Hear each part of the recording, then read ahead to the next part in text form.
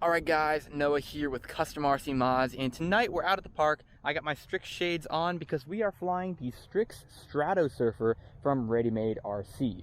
Now if you know anything about this plane, you know it's been out of stock for the past month or so, but Ready Made RC is local to me, so I was able to get some parts for this thing, and I got it used. It was actually shipped all the way across the country from a guy on the flight test forum, so thank you if you're watching this. It's an awesome plane. I've been flying it, and it is a great performer. So yeah, I picked this thing up used, and I really like it. I'll talk more about it as I'm up and flying and what this plane brings to the table, especially for the future here on the channel. But for now, let's go ahead and get this thing on up in the air, and we're gonna get into the flight.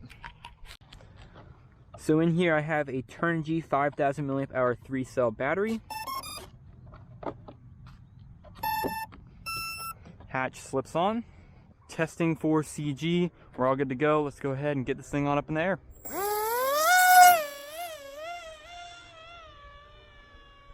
Alright, so I took off into the breeze, but I'm actually going to be flying on the other side here, just so I can give everybody behind me at the park a little bit of space.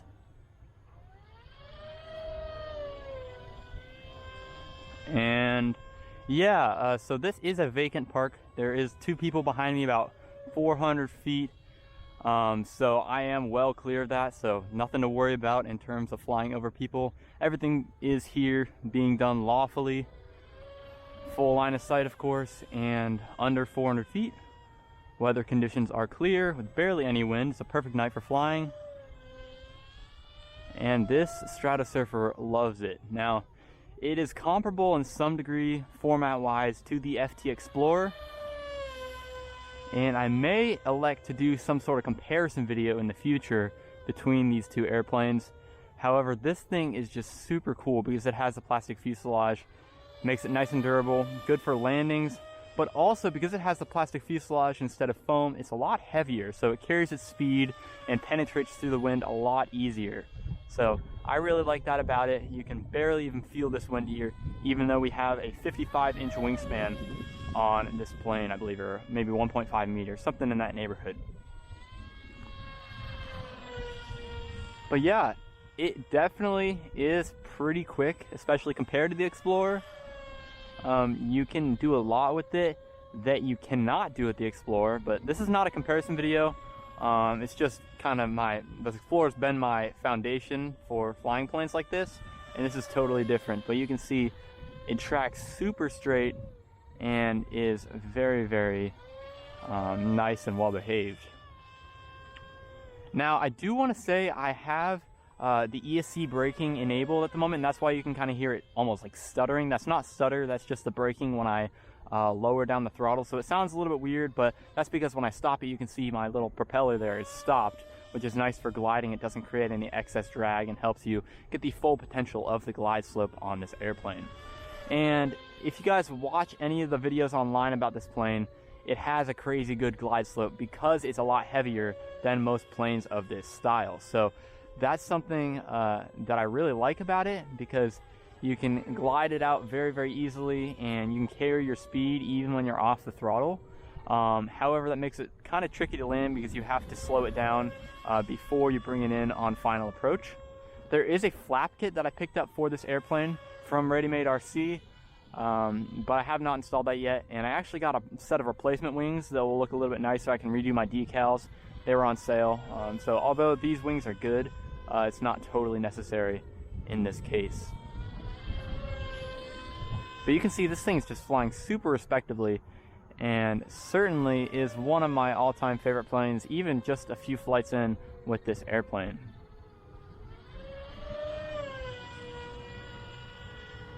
Now, for the electronics on board here, it's everything from the stock plug-and-play model here, so 2212 2200 kV motor, I believe. Strix branded, of course. Then 9-gram servos and a Cobra, I believe it's a 40 amp ESC, I may be wrong.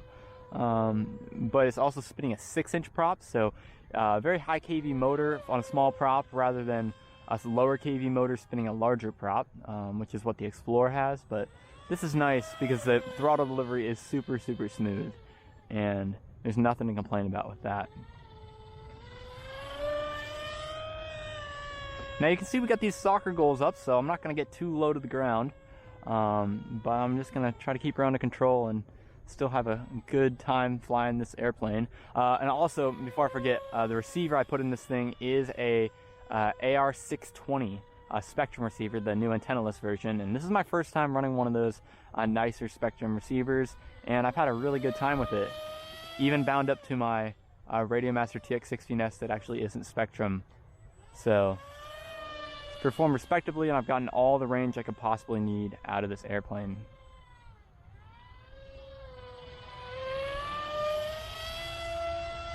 Pretty much full vertical on this airplane here.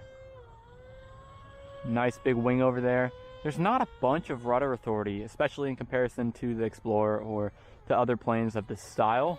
The rudder isn't full length, and it's not super big either.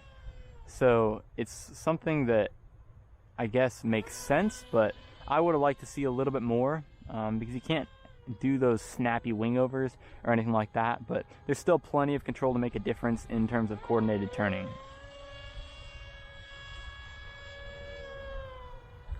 So I am, like I said in the beginning, running a 5,000 milliamp hour 3S battery, and again, for comparison, I run a 2,200 milliamp hour 3-cell battery on my Explorer. So this is nice because it has that plastic fuselage with very thin walls that fits a very large battery in it, and because that plastic fuselage has weight in the boom on the tail there, just because it's so heavy by nature, you can get a big battery in there and it'll still balance out very easily. So that's something that is nice, because then I can get a 20-minute flight plus, depending on how I fly it, out of this airplane very easily.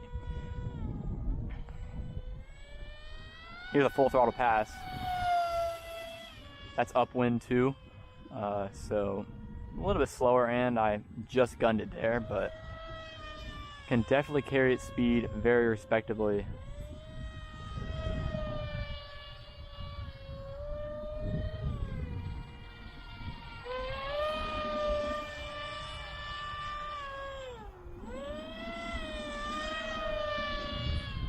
Yeah, so really excited for this. In the future, I'm definitely going to be adding FPV to this, and probably in the means of like an air unit or something. I'm not totally sure. I still got to get that sorted out, but I'm also probably going to add Crossfire and an iNav flight controller in there, just to go the full 9 yards, because I've been playing with that on my Strix Nano Goblin, and that has made a world of a difference to have OSD elements, as well as just that added little bit of stabilization and peace of mind that iNav flight stabilization software brings to the table. So I'm probably going to add that. It's not too expensive either, so there's not too much to worry about with that. But it still flies really well for a plane this big in these winds. And I honestly don't even think that if you're a pilot that's well versed in flying manual like I am, you even need the flight controller. But again, iNav isn't just for stabilization. You can add things like GPS compatibility, as well as, of course, the OSD, so you can see your battery voltage, most importantly, and other things like your advanced servo trimming and flight modes for launching, things like that, that really would be convenient on an all-out FPV rig if that's what this becomes.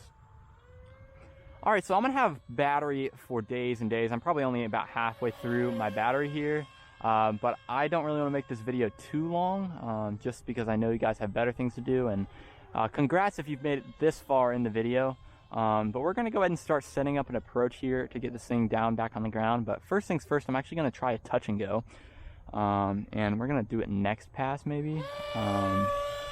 But you can see this thing glides insanely well. I'm going to actually go off the throttle right here, so now we are gliding officially.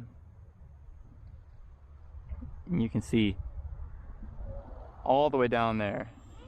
And now, because I have to turn and drop my wing, I'm going to get back on the throttle. But that is impressive. It is something that I haven't seen ever in a plane, especially something with such a big, wide wingspan.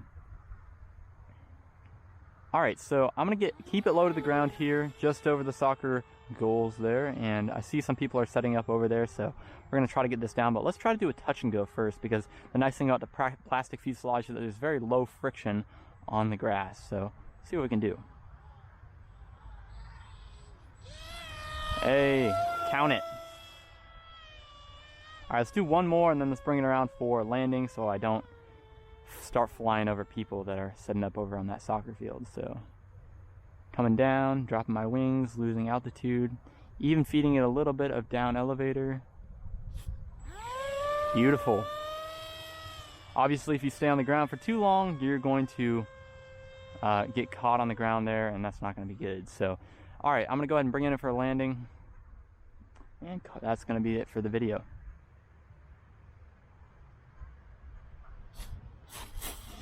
There we go. That's going to do it.